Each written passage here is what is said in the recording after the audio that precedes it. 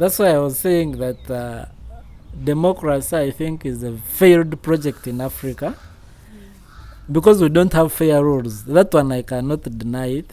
Like in Tanzania, okay, Uganda things might change, but in Tanzania, Chama cha Mapinduzi is there till further notice. Like you see in Kenya, last time it was Uhuru from a different party. Now this time it's a different party. How come for them it's possible?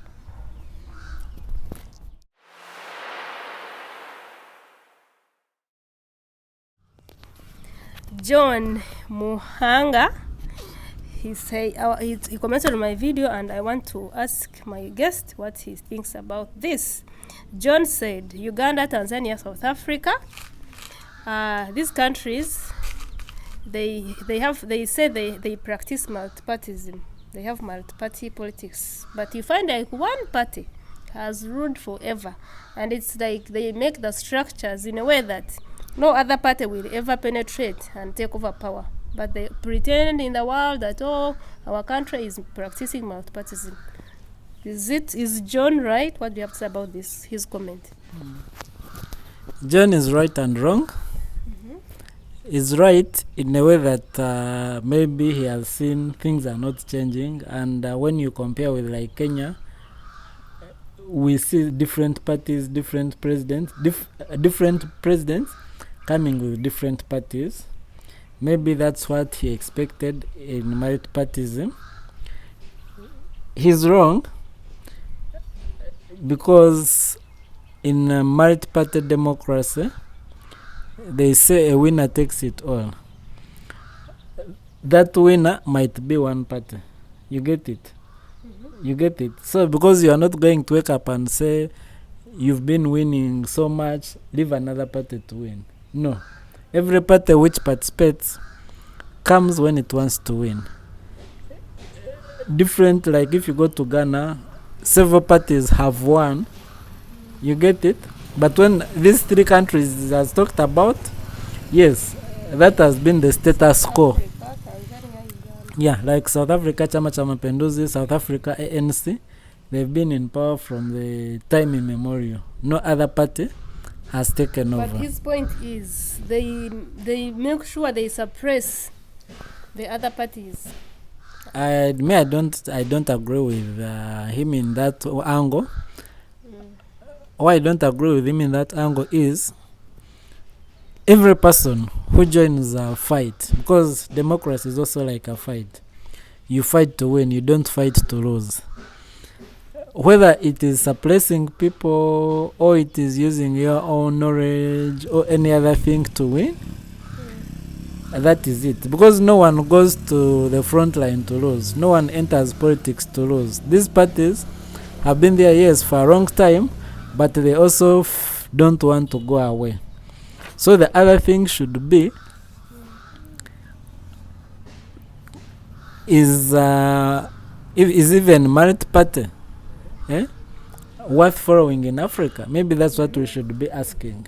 Because me, in his suppression, I concur with him to some extent, because you see, at the end of the day, I also don't believe in this multi-party democracy. Because we've also know our Ugandan elections. During elections, people go as far as villages, corrupting people, giving them money. Maybe that's what he was talking about, something like that. You giving them money, giving them soap, salt, for them to vote you.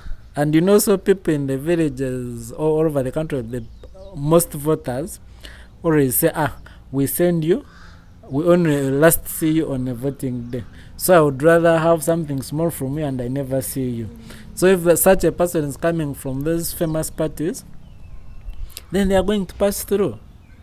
You get it? That's why I was saying that democracy, I think, is a failed project in Africa because we don't have fair rules. That one I cannot deny it. Actually, I think what he meant was fair rules. They are not fair rules because you see, once a party is in government, even if it is looking for votes, it will be using government money.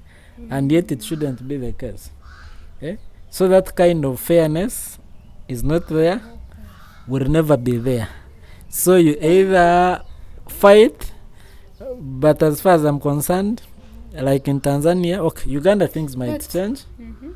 but in Tanzania, Chama cha Mapinduzi is there till further notice.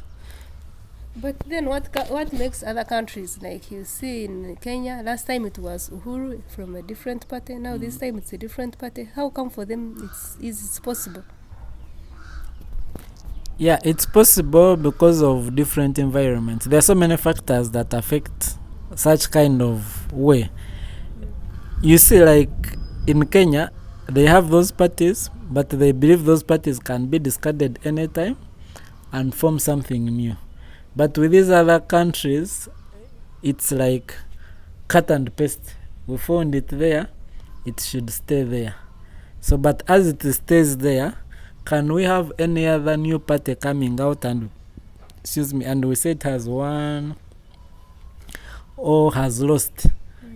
Or has won, or the parties which have been there for a long time have lost. We are yet all waiting to see that happen. That's why I say that I don't believe in democracy, because I believe most of these parties are still in those positions because of the advantages they have.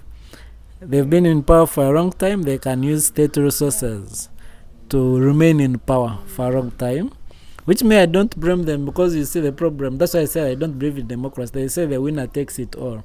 Maybe that's why the challenge is.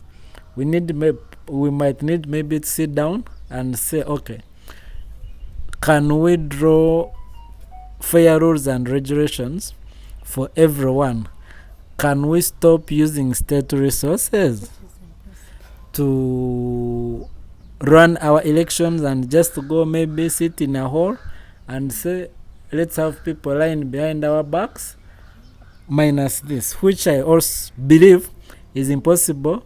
Hence my conclusion, democracy is a sham in Africa. Okay, I think, John, we have answered you. Otherwise, guys, thank you so much for watching. And if you like this kind of content, kindly subscribe to this YouTube channel.